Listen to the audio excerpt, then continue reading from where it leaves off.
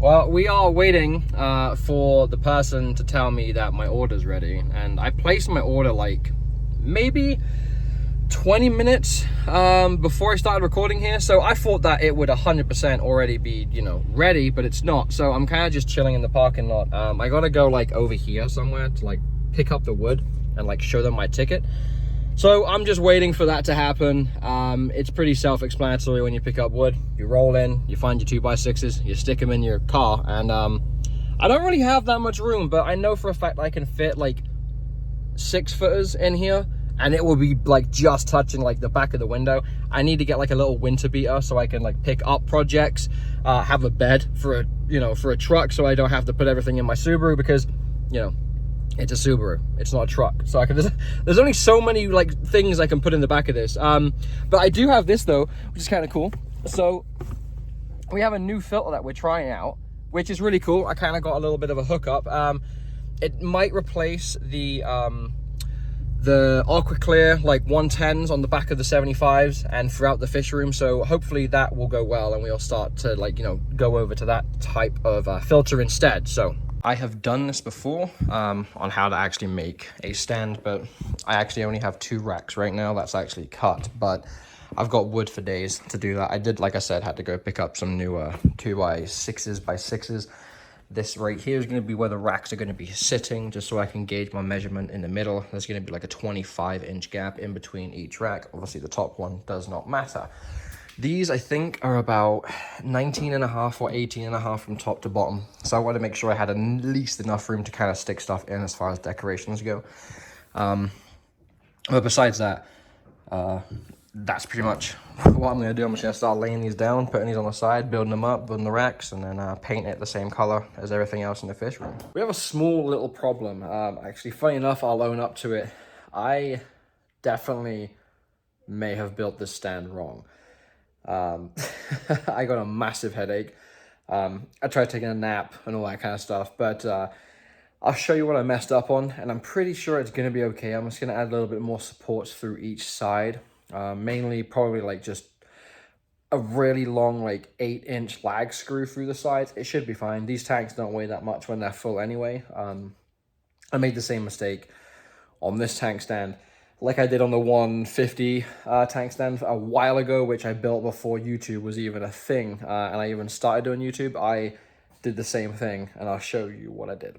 The tank stand has now been painted. It is drying. It's probably been about an hour and a half. I ended up not taking it down and then going to get new wood and then extending those 2x4s across. I just thought that it was too much work.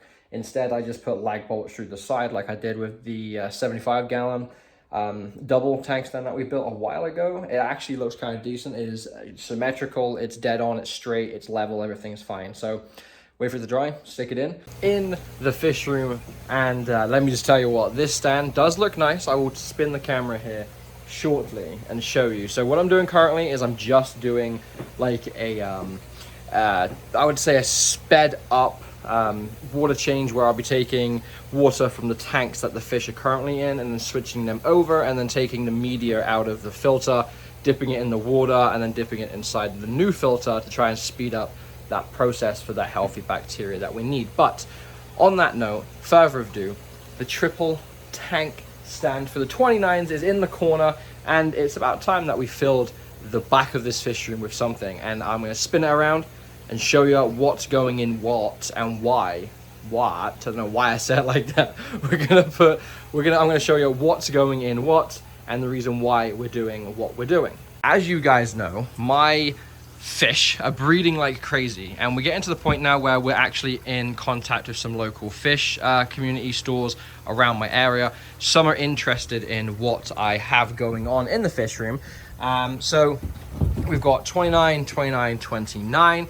Everything looks great. We're currently just, like I said, doing that crazy little change where I'll be taking water out, putting it in, and then cycling this tank. That's the way I do it, especially when doing what I'm doing. Now, if we zoom in down here, we will see the little green Texas cichlids. Yet again, it got babies everywhere inside this tank. There's a ton of them. These guys are going to be a breeding pair. They're going in the top rack, hence why that one is getting done ASAP. The pea puffy tank, we're looking at breeding these in like the next couple of months. So I want to get a couple of these moved and put in that tank right there. On top of that, we have angelfish that are also starting to breed as well. So the angelfish will be going in the bottom. So this is going to be our breeding rack here. We're going to be pretty much stocking, you know, a few fish stalls around the area with those specific fish. The planted tank is actually getting their fish here pretty soon. I've got a local fish store ordering me 10 or 8, and they will be going in there, and I can't wait to show you what's going to be going in there. The Giardini has a brand new light, and to be honest, it looks great. And I won't lie to you, ever since I put this brighter light on, he does not care that I'm right here with the phone anymore. Like, we can now finally get some really decent looking clips of him. And look how amazing he looks, though. Just take a minute to appreciate Mr. Jacob, the Giardini. Fantastic. Again, Higer, thank you so much for sending this light out to me. I finally got everything situated here. Oh, I just turned him to red. Sorry, bud. I didn't mean to do that. But I finally got the time situated for when I want the light to come on, and then the moonlight to come on, then the moonlight go off, and then the daylight to come back on after the moonlight. It was a little bit of a pain, I'm not gonna lie. His tank looks a bit gross. I do have some new fish in the fish room. If you won't be so pleased, I'm kidding, you're gonna be pleased. I can't find it, but it's in here, and they're just it's just a little cleanup crew currently, because I had a bunch of like hair growing on the logs, and he has actually already cleaned half of that log completely off, which is insane. I just wish I could find him. But the fish that I bought for this little cleanup crew, it's a rhino algae eater. Now we do have one in Arrow's tank, oh sorry, not Arrow's tank, but Jacob's tank as well. I have something stuck to my foot. If I can find him, I would, but he is hiding somewhere pretty bad. There, the tank looks gross, so just ignore that. He's due for his little gravel change, little gravel suction. But this tank is starting to clear up pretty well, because I literally got the filter from the tank that the green Texas are in right now, put them in a bucket, and I squeezed all of the crap out in there, and then added water from the tank to kind of make it like a milky, gross color. Then I literally poured it in here, as well as dipped the biological media and everything else from the filter on the back of this 29. And then now I'm just cycling it again, so I know for a fact that filter has some healthy bacteria within the media, within the sponges and the charcoal and everything else. Now I'm just kind of waiting for it to get back to being clear. Gonna come in here and wipe the glass down, make it look pretty. I do have obviously the fake stuff in this tank. It's not a show tank, it's literally just for breeding, so I'm not too fussed about it. But we're gonna be doing like some weird little aquascape in here with the fake stuff. I wanna see if I can make a fake tank look good with fake plants and stuff like that. But the lady's idea was to do the pots, so that's why we've got pots in there. Look at all this gross stuff floating around in that one corner. That is all from the fish, the old filter, but I gotta clean all that out. But on that note, it does look fantastic. We'll touch base here when we have the fish moved and everything looks great and the lights on, and we can see what's going on in this tank. So I built this because we are getting a lot of fish that are breeding currently, and if you see in the back, if there was a light, you'd be able to see, but there is no light. Mom and Dad are back there with their babies. There are a ton of them. Mom is back there. I don't know where Dad is. I think Dad might be actually like, oh, Dad's right there. But you can see all the little babies. They're all happy as days. The pea puffers, their breeding will be going in here. These are 30 gallons, I think. Yeah, 30, so it's going to be a 30-gallon rack. Those guys you already know about. You already know about him. You definitely already know about him. But let's go ahead and talk about these guys. Look at the size of these dudes. They're getting huge. Hopefully it like actually focuses. But maybe if I can zoom out, maybe. Yeah, look at them. They're getting huge. Like they're all doing so well. The beta fish, I actually never really talk about my beta fish, but I do have 2 beta fishes, and they're actually the first ones in the fish room. Arrow, or not Arrow, but our one is getting absolutely huge. He's getting a little bit better, but I did get a new fish. As you can see, the sand is pretty gross, but that right there, I think, is our rhino pleco, and he looks huge. I bought him because he was like, well, not he, but Jacob over here was spitting out a lot of food, and all of this stuff on the sand is all from this guy. He has been a very, very busy pleco. As you can see, he just looks really cool. I love the size of his top fin. So I need to work on getting this tank around to getting a water change, because I need to obviously get this situated first. Our puppies right here are doing fantastic. These are our breeding pairs. Absolutely love each other. They follow each other around. I just need them to do the do. We do actually have back here, we do have some pretty cool yarn now, or yarn, darn, whatever it's called, the stuff you sew with. I found that and it really looked like grass, so we put that in there as a breeding bed. And these two have not been leaving each other's sides. They've really been you know, curious about each other, so that's great. We're just gonna have to do this for the longest time. We still have no cold water at all. I really thought this would help if I just kind of kept it on, kind of kept it flushing through. Everyone needs a water change. It is first of the month. As you can see, I do have a little thing here with 1 to 7. That's all the tanks. They all get their changes. The Planet tank is doing well. It does need a water change, as you can see. It's just very, very brown. But all of the new stuff that we put in is alive. It's well. It hasn't died. It looks great. It just needs a very, very big water change. I do have another rhino pleco in here. As you can see, all of his poop is in one area. I don't know why he does that, but he poops just in one area.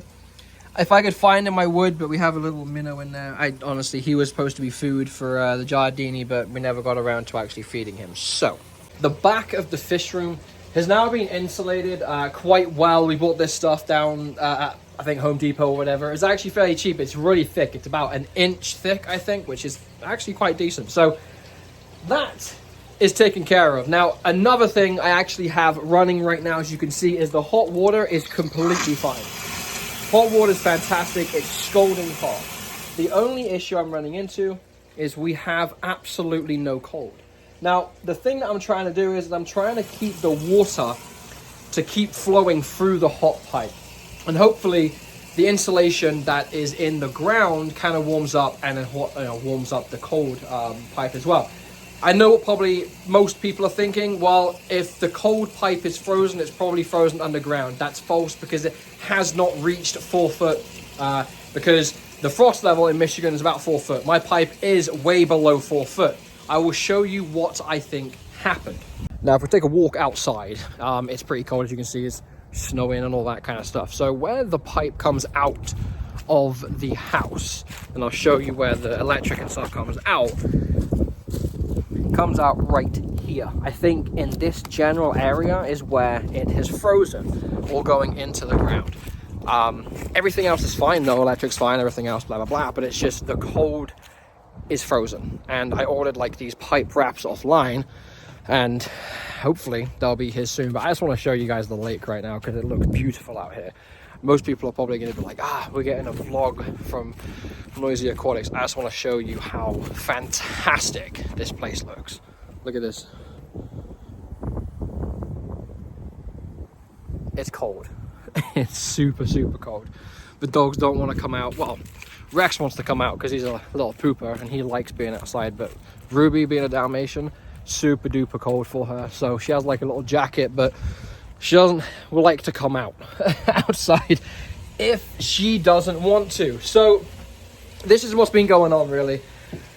And now my glass is starting to fog up. So it just sucks because we're running into that issue. As far as the triple tank stack goes, it looks decent. I do like it. We do have babies in there.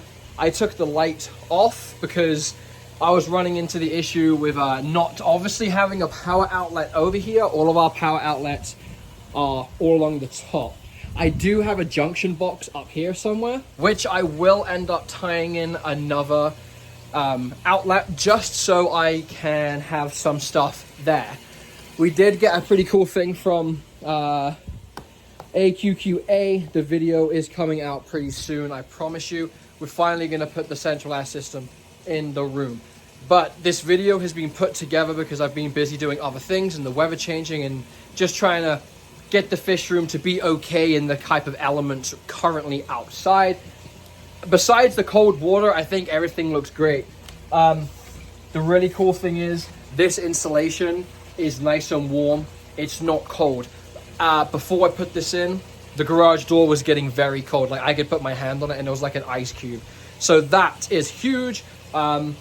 If you would need good insulation, the Duro Span stuff is fantastic if you're trying to do it on a budget and not trying to break the bank. I would definitely give them credit. The stuff's great. It's super easy to cut.